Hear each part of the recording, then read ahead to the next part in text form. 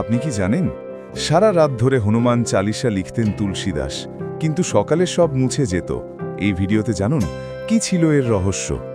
40টি শ্লোকের এক অপূর্ব গাথা হনুমান চালিসা, যা তুলসীদাস রচনা করেছিলেন। আর সেই সময় এক বিশেষ রহস্যে মোড়া ঘটনাও ঘটেছিল। এই ঘটনার সঙ্গে যেমন তুলসীদাস জড়িয়ে, তেমনি জড়িয়ে আছেন স্বয়ং বজরংবলী।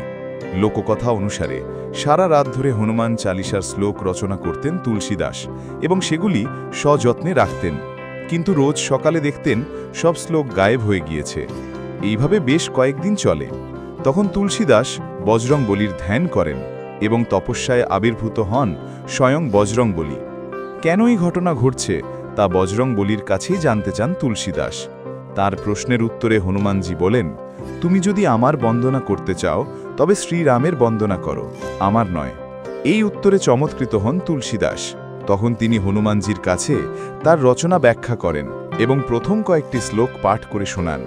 তুলসীদাস বলেন, যেই দৈব পায়েস খেয়ে শ্রীরামের জন্ম, সেই একই পায়েস খেয়ে অঞ্জনার গর্ভে জন্ম হয় হনুমানের। তাই রাম আর হনুমান হলেন দুই ভাই। তাই তিনি হনুমান চালিসায় হনুমান সম্পর্কেও রঘুবর শব্দটি ব্যবহার করেছেন। তুলসীদাস আরও বলেন, অশোক বাটিকায় যখন হনুমান সীতার সঙ্গে দেখা করতে যান, তখন সীতা তাকে নিজের পুত্রের স্থান দেন। তুলসীদাস বলেন, যাকে সীতা নিজের পুত্রের স্থান দিয়েছেন এবং রাম নিজের ভাইয়ের স্থান দিয়েছেন, তিনি রঘুবর ছাড়া আর কি।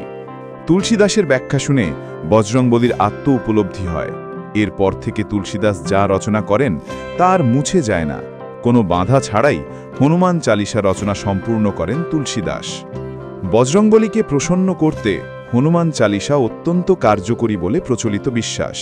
বিপদ থেকে রক্ষা পেতে সংকটমোচনকে স্মরণ করে হনুমান চালিসা পাঠ করার রীতি আছে।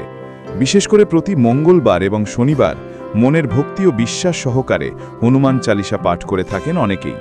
যদি আপনি বজরংবলীর ভক্ত হন তাহলে কমেন্টে লিখুন, জয় বজরংবলী।